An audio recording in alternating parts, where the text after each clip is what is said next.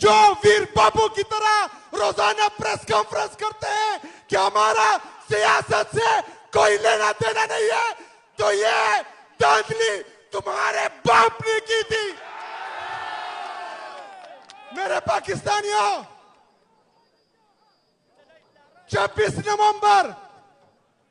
नवंबर को एक काले कुत्ते ने जो हमारा जाली इंटीरियर मिनिस्टर है, वो गंदी नाले का बदबूदार डकपोक चूहा है, उसने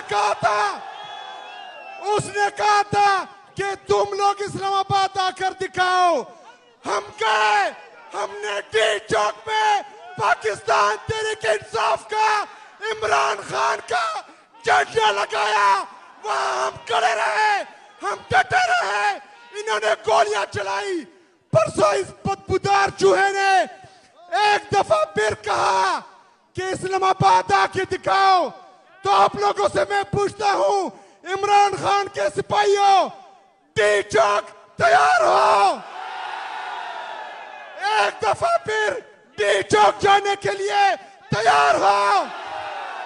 तो यहां पर मौजूद तमाम लीडरशिप से हम ये दरख्वास्त करते हैं कि यहां सवाबी में जलसा नहीं चाहिए। कहां पर जलसा चाहिए?